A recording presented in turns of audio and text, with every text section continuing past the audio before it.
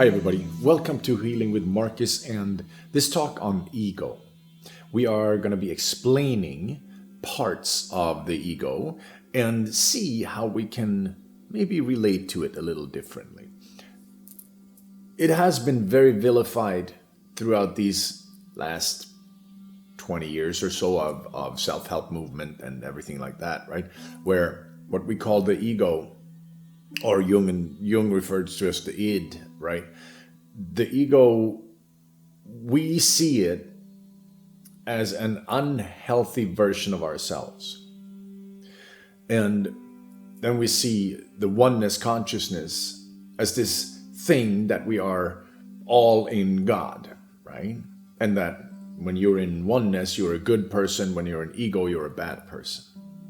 And over here in the oneness scenario, we are going to be saints. We're not going to do anything bad. We're not going to feel anything bad. We're going to be walking on water, basically. And over here in the ego, there's nothing you can do to do anything right. And of course, right, the world isn't that black or white. Just like this spectrum we talked about the other week about, looking at divine masculine and divine feminine and toxic masculine and toxic feminine, and how there's a sliding scale between all of it. When we look at ego, once we start to recognize our own ego, that when we go into defensiveness, or when we get triggered, we want to start looking at what just triggered me. What made me so upset in this situation right now?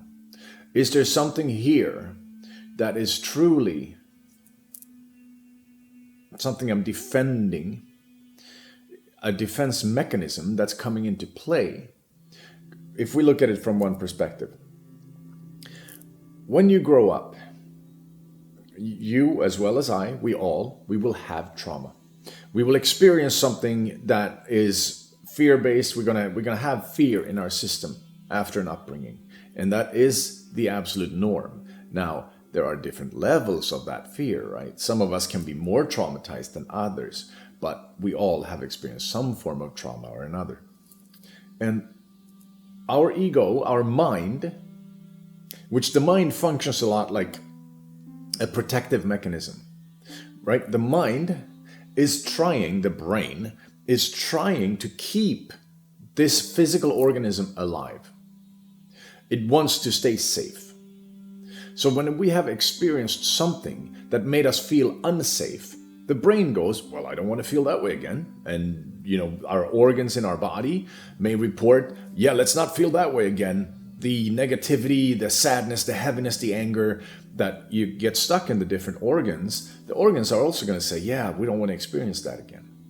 Or physical pain, right? If we get punched or we get hit or we have abuse of different kinds, be it sexual abuse, whatever it may be, our body is going to be, no, I don't want to experience that again.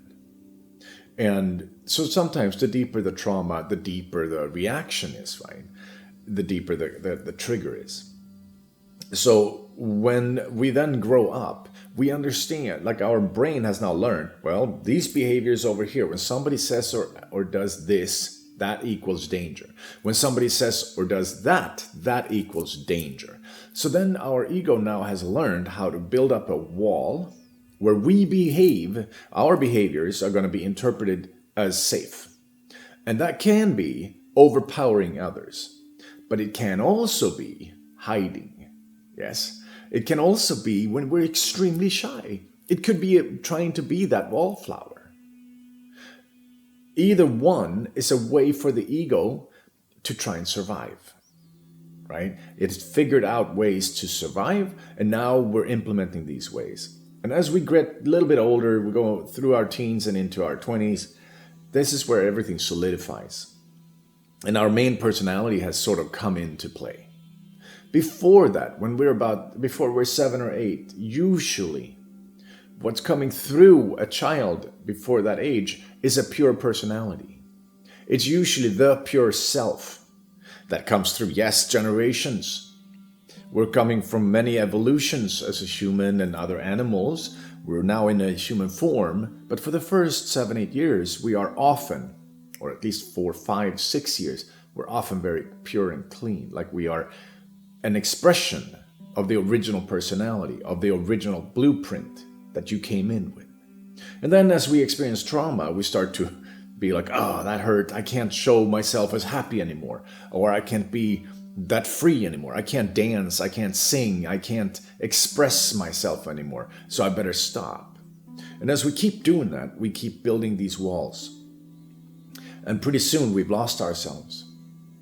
And this is part of why being a teenager is so painful, because we go from being at one with ourselves as little children, and then we are taught that that's not good enough, that being that person isn't really right for this world. So then we have to start changing to fit into what they call the matrix, or the grown-up world, the adult world. We're adulting. And adulting, in the adult world, there's no room for that creative expression. There's no room for that flow of love and just beingness. When there's no room for it, we forget. And we now start to think that the world is this place where we have to keep a shield up at all costs. We have to defend ourselves at all costs.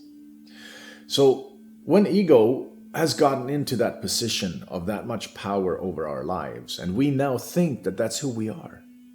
When I was a MMA fighter, or I was a bouncer up in Mammoth, and I loved it. I loved doing these things. But there was also a part of me that got a little, not confused is the wrong word, but I thought I was that person, right? And of course, my actions led me down that road, right?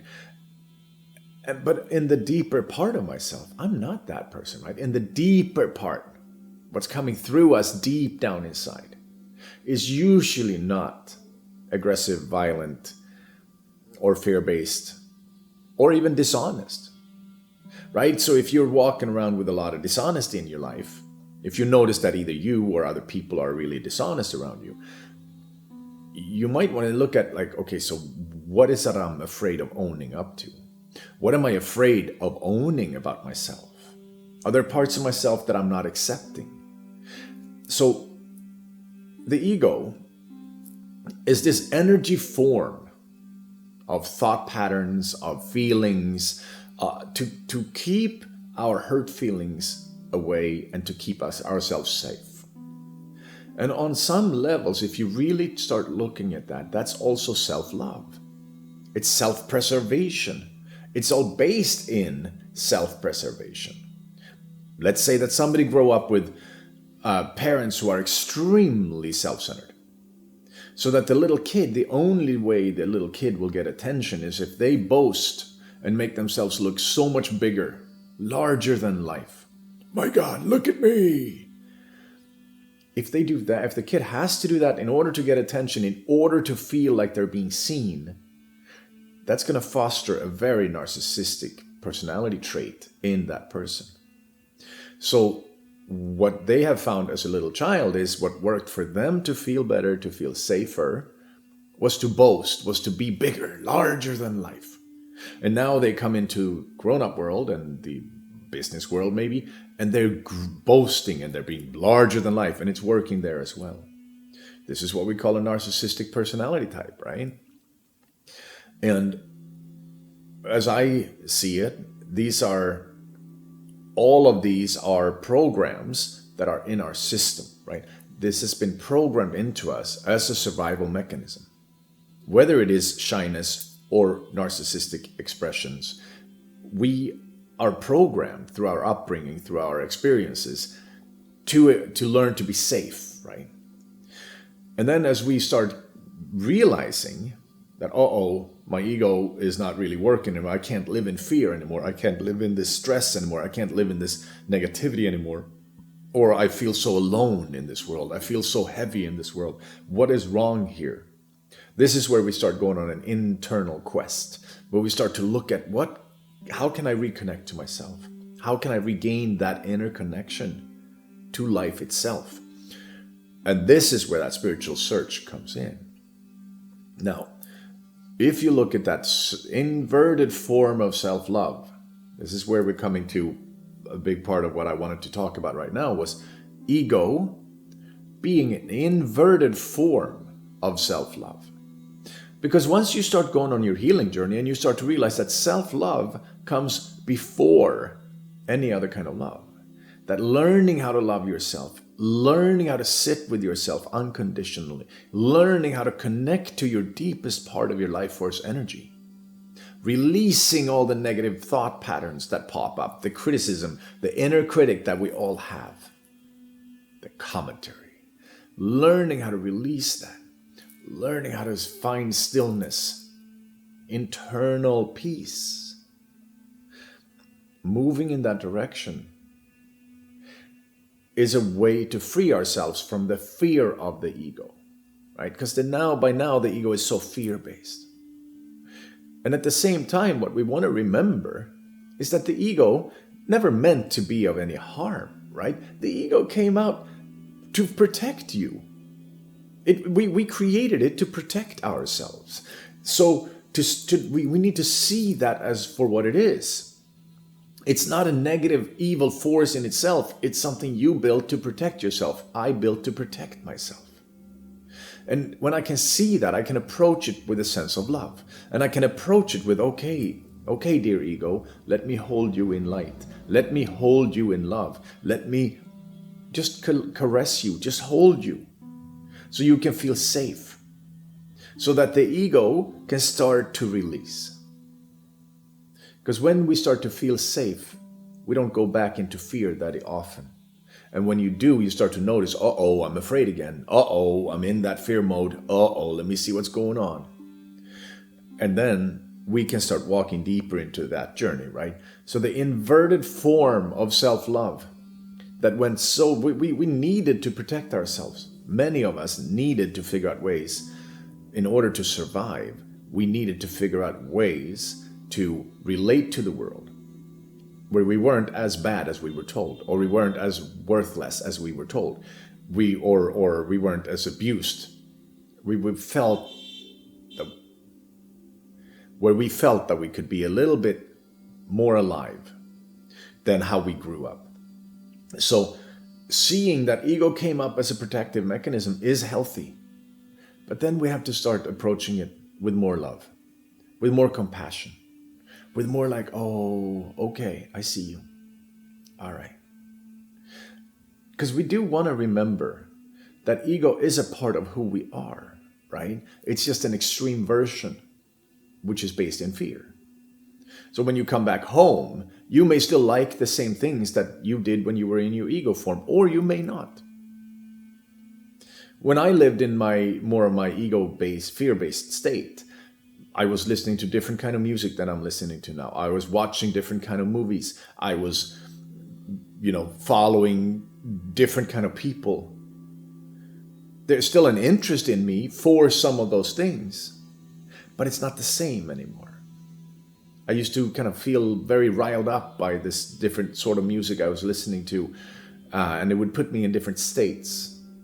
And nowadays, my music is spiritual music. That's what I come back home with. That's how I prefer to program myself nowadays. Because music is a vibration that puts us in a certain state.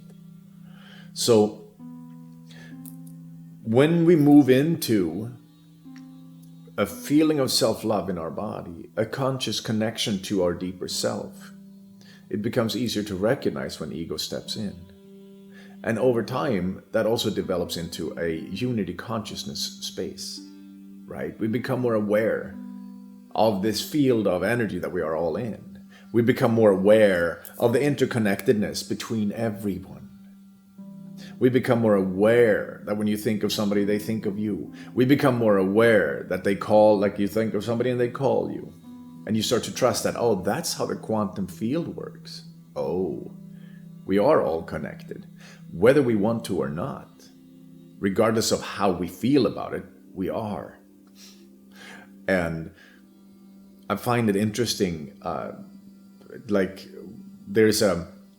it's the idea of gravity will work whether you believe in it or not. If you put your fingers in the wall socket, electricity will work whether you believe in it or not. There's a lot of thought patterns in the spiritual community or in the regular community that things only work if we believe in them. And of course, there's more power in something if we believe in it, but it doesn't mean that it doesn't work if we don't believe in it. The energetic movements of our world are real, whether we believe in them or not.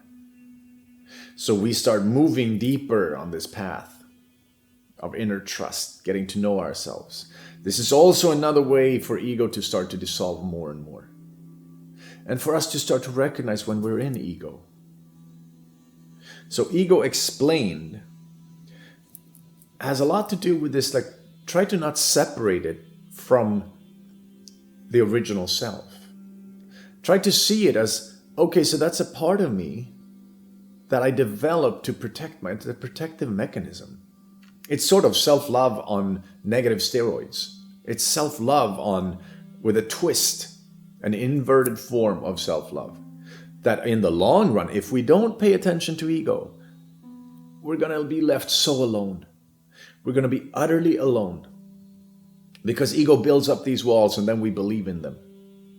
And as these walls starts to crumble and soften, it becomes a lot easier to find your inner connection and to know that that's reality. All right, so let's see. Here's another part of it. When you start to see that you are more than your ego, when you are connected to life force energy deep inside of you, you also start to grasp the fact that we are a fractal of unity. We are one fractal of the consciousness that's permeating our whole world. And you are an expression of it, and I'm an expression of it. And together we create a beautiful forest, an array of consciousness. And the more we step into that consciousness, the higher your vibration becomes, and the higher we all vibrate together.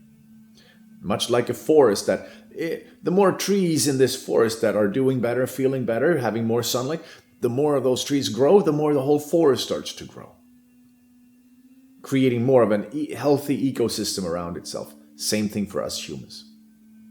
So the more we sit in this love, which is love is the answer, the more we sit in self-love, and we see through our ego, and we start to raise our vibration, other people can do so easier around each other, right? Around ourselves. And slowly, this vibration of love and the frequency of compassion and tolerance and understanding spreads across our globe. And at some point, we will be stronger. That sense of love will have overtaken the false narrative that's coming at us from almost all around our globe. The narrative that's being presented. All right, everybody. Thank you for being a part of this. I appreciate you, and if you feel like this is something that spoke to you, please click like and subscribe to my channel, and come on board. All right, everyone. Much love. Namaste. Aho.